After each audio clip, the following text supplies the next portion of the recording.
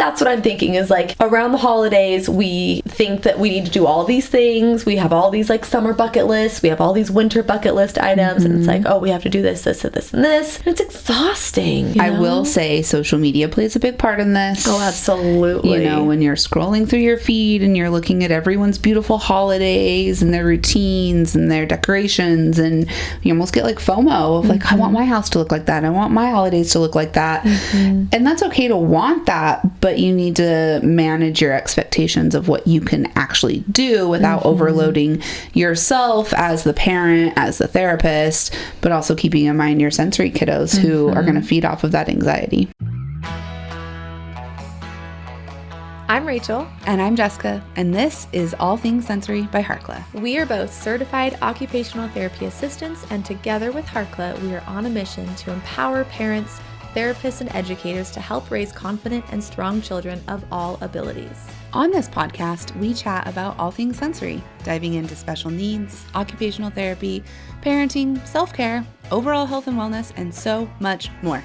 We are here to provide raw, honest, and fun strategies, ideas, and information for parents, therapists, and educators, as well as other professionals to implement into daily life. Thank you so much for joining us.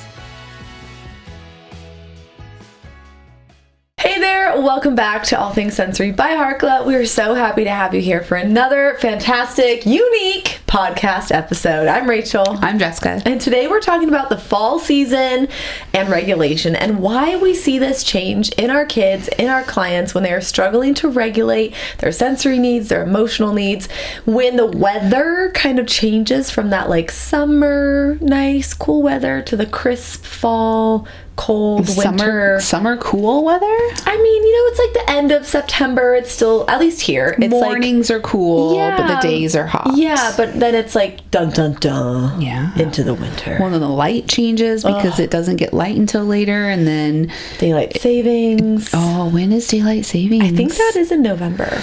It's a rough time. Yeah. And the changes in daylight, temperature, routine, all of that affects all of us, but I think it affects our sensory kids the most. I just feel like they feel it within their body so much more. Does that make sense? Much more. They just feel everything stronger and more intensely. Especially our sensory avoiders. Yes. Who are highly sensitive to sensory input already, but even our sensory seekers, our sensory cravers are going to feel it more too. Yeah, and let's jump into a few of the big reasons why we feel like this time is so difficult for a lot of our kiddos.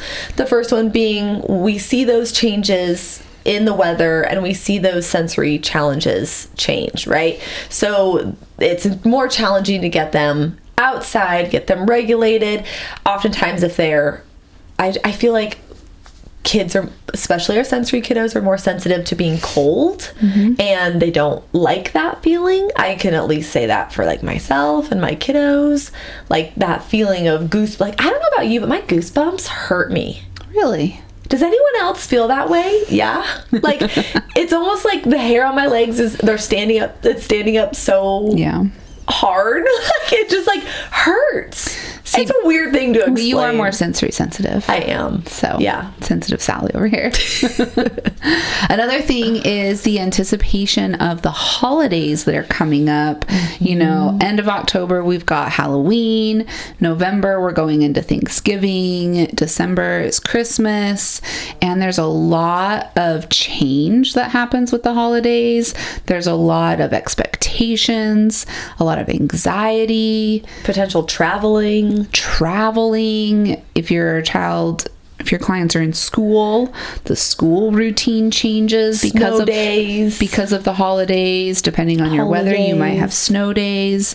So all of these different things because of the holidays and the seasons. There's a lot more unexpected. So many unexpected things. Yes. And to be fair, as parents, we often have heightened anxiety during the holidays, and that does feed into our children's anxiety. They feed off of us. Yeah.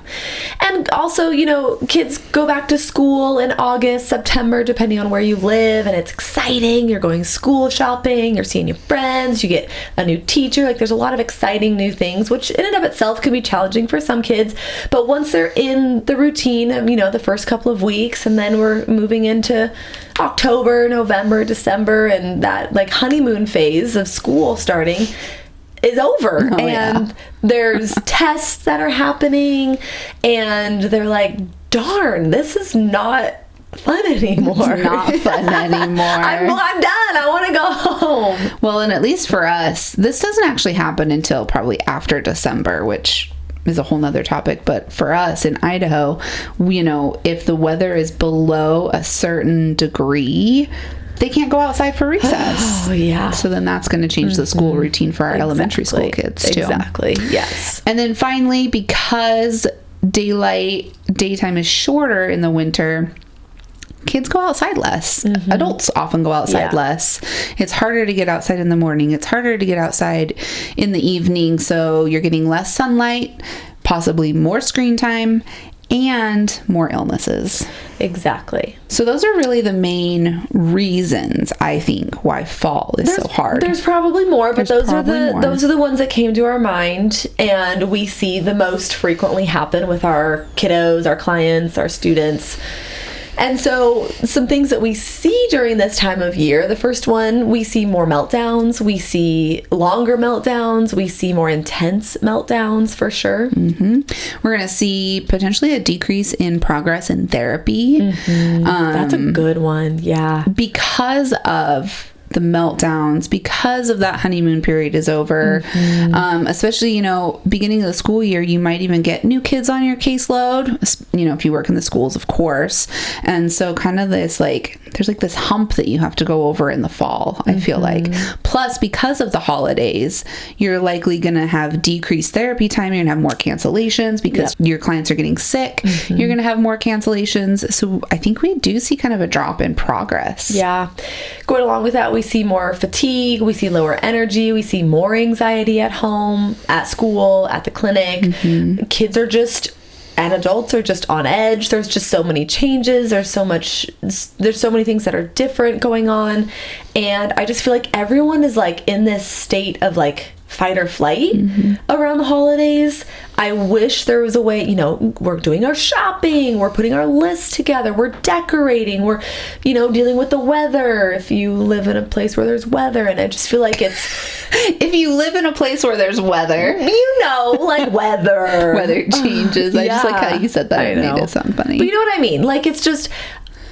this year I'm going to try really hard to just, I don't know what I'm going to do yet. Maybe I'll keep you guys posted, but just chill. Simplify. Just simplify, chill, reduce the visual clutter. That's a big one for me. So I don't know, TBD, but easier said than done. That anxiety is big time, a big time factor. Just so many things to do. Just the to-do list is just... but I feel this is going off topic a little bit. I feel like it's an external to-do list. Absolutely. And so it's if those... perceived to-do list. Yeah, if those to-do lists don't actually fit with your family, especially if you have sensory kids and you're this is too much for us, take it off your plate. Don't do it. Nobody, there might be some people who expect you to do certain things, but it's okay to say no. Absolutely. I know that's your hold those boundaries. Favorite thing to say no. Love saying no. I never do it. I love saying no. You're so good. Anyways, that kind of goes into our tips, I guess, of just take it off the to-do list. You don't need to do it. Get rid of that anxiety by getting rid of the to-do list. Yeah. Easier said than done, maybe, but try it. Absolutely. Okay. Well, we talked about sickness. We talked about illness. We talked about... I think we should still touch on that, because what happens oftentimes with our sensory kids is their immune systems are already compromised often because of retained primitive reflexes, because of allergies, because maybe they don't like going outside, because they're picky eaters, so they're not getting enough nutrients. Medically complex They're kiddos. medically fragile, medically complex. Wow, I can't say those words. Sounds hard. So they are more likely to get sick, and so then when they do get sick, it's 10 times as hard and stressful, and then it's even harder to come back into the routine after being sick. So it's we take 2 steps forward and then 4 steps back. Exactly. Yeah. Exactly. And it just is huge in the fall. Yep. And then the other thing I was thinking was rigid thinking with clothing changes, because, and this I thought of this because of a client that we're working with right now who at the beginning of summer had a really hard time transitioning from long sleeves and pants to shorts and t-shirts. Once we got over that initial meltdown and that initial rigid thinking, then this client was okay and they've been able to wear shorts and t-shirts all summer long. But come fall, when we have to go back to long sleeves and pants, shoes and socks versus Crocs, that is going to be hard again. Yeah. And that's very difficult. Absolutely. Yeah. Definitely from an interoceptive standpoint and the rigidity and the challenges with flexible thinking for sure. And that was the big one. It wasn't necessarily the interoception. That was a part of it, of course. Rigid thinking. But it was very much the rigid thinking, no, this is not what I'm wearing. I'm wearing this. Yeah, we've got strong preferences and we know what we need and we're not afraid of saying it. I love that. Yes. So what are we going to do to help support ourselves, our clients, our families, anyone and everyone around this time? Get rid of the to-do list. Number one, throw the to-do list out the door. And I guess to-do list might not be the right word, but I'm thinking like expectations or like the need to please, the need to do all of the things. Like I feel like, at least for me personally, it's like, we got to go see the Christmas lights. We got to go do this. We've got to go make gingerbread houses. We've got to do all these freaking things. And I'm like, no, we don't have to. Totally don't have to. We don't have to. The kids are not going to be upset. I mean, maybe some of them will, if we don't make gingerbread houses, you know, or send them to a family member's house and say, you guys can make gingerbread houses today, but leave them there. Yeah, don't bring them home. Don't do it. So I guess that's what I'm thinking is like around the holidays, we think that we need to do all these things. We have all these like summer bucket lists. We have all these winter bucket list items. And it's like, oh, we have to do this, this, and this, and this. And it's exhausting. I will say social media plays a big part in this. Oh, absolutely. You know, when you're scrolling through your feed and you're looking at everyone's beautiful holidays and their routines and their decorations, and you almost get like FOMO of like, I want my house to look like that. I want my holidays to look like that. And that's okay to want that, but you need to manage your expectations of what you can actually do without overloading yourself as the parent, as the therapist, but also keeping in mind your sensory kiddos who are going to feed off of that anxiety. Yeah, and I just feel like we have to hone in on, it takes our sensory kiddos so much longer to bounce back from things like, you know, I've got a client right now who went to the water park and then couldn't sleep that night. And then, you know, the next day, mom was like, I knew the whole day was going to be ruined, basically. And, you know, and it's like we stay up late one night, we do, you know, an extracurricular holiday activity, and then the next day is completely shot, right? So I think we have to remember that our sensory kids take longer to bounce back if we do something different from our routine, if we stay up later, if we eat things that we don't normally eat. I just feel like it takes longer for them to get back to their baseline. It absolutely does. Kind of going along with that, you know, going outside and looking into supplementation for the immune system. This is a big one where, you know, we've talked about it before. Going outside in the morning helps release that cortisol and actually preps the body to release melatonin at night. And then going outside in the evening as the light is changing helps release that melatonin for sleep. I think it's almost more important in the winter, the fall and winter, to do this, because not only are you getting those light changes to release the correct hormones for sleep and wakefulness, but when you go outside, you do boost your immune system. Yeah. So I think it's equally, or maybe even more important this time of year to make sure you're going outside. And then the other one I was thinking for the immune system was supplementation and talking with your pediatrician, working with a functional medicine practitioner to find what your sensory kid is already deficient in and seeing if you can supplement it, especially in the winter. Look into vitamin D and I think it's K3, vitamin C supplements. Things are just going to be huge. And you know, going back to the light thing, I just feel like so often we're in artificial light more during the winter, during the fall, because it's dark, obviously. And so maybe wherever you have weather, if you live in a place with weather, but it's darker, we're under the fluorescent lights, hopefully not. But regardless, we have fake lights, right? So what if we maybe change some of our lights to red light? I know it's weird. put your red light glasses on at night. That could be a big change too for regulating the system. Yeah, just using lamps. I mean, we've talked about this before, but anytime you can take away the overhead lights and use lamps with lower watt bulbs, that's really helpful. Yeah. Yeah. Just live in a cave, you know? Just go out, live in a cave, and it'll be fine. I mean, we were talking about this the other day. I was like, how do I quit all things and just go live in the mountains? And I won't have any lights. I'll just use candles. If you guys don't see Jessica for a while, it's because she's completely gone off the grid to the mountains for who knows how long. For the winter. For the winter. Okay, let's see. Let's talk a little bit about those sensory-friendly routines that maybe don't require or use screens, and they use more sensory regulation techniques. I think the biggest thing is setting up, number one, a cozy corner, a cozy space in the house, in your child's room. If you have room to set up like a little sensory area, turn your living room into it. We love obstacle courses, we love swings, we love gym mats, we love pillows to giant make crash beanbags. pads. Just giving your kids a safe space to like jump and crash and crawl and roll and move, because let's face it, they're probably not outside doing that in the snow, if you have snow, Or even just the cold fall weather. or just so cold. Yeah. If you're going to a trampoline park in the wintertime, find something where they can meet their high threshold if needed, or if they are over responsive, get more proprioceptive input into their daily routine, and just meet them where they're at with those sensory strategies, and just go all in on making it a safe place for them to meet their needs. Yeah, and going along with that, making sure you have a good after school routine. This is where in-person therapy comes in handy for your child's therapist. I mean, if we're talking to therapists or parents, to create a home program specifically for the fall, specifically for after school, that uses their cozy corner, that uses sensory snacks, that uses outside play and those specific sensory activities for after school to help meet their needs after a long day. I will say, if you are going to implement two things, these would be my two things after school. Do you know what they are? No. Guess. I don't know. Go outside. No, I mean, let's say that we can't go outside for some reason. Oh, why can't you go outside? It's too cold.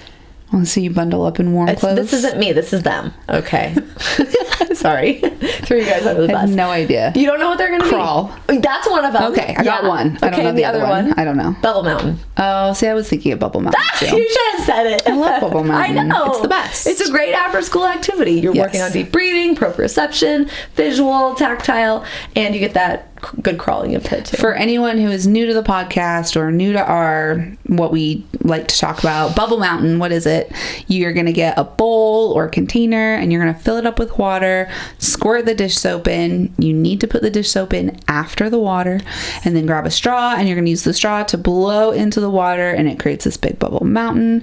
I also like to use empty milk containers, because then it becomes like a volcano, and it's fun to watch it come out of like the smaller opening. Like Rachel said, it really facilitates that deep breathing, stimulates the vagus nerve for regulation. Love that. So there you go. Okay, where else do we have? Family-centered after-school routines that help the child decompress. This is a great time to do your home exercise program. If you're working on reflex integration, this is a great time to get together, get on the floor, do your activities together and connect. Or disconnect, right? Sometimes kids come home from school and they're like, I don't want to talk to anyone. I don't want to look at anyone. I don't want to hear anything. Let them chill. Let them go into their quiet corner. And then once they're ready, everyone should spend some time together if possible. Maybe at dinner time. Yeah. Yeah, absolutely.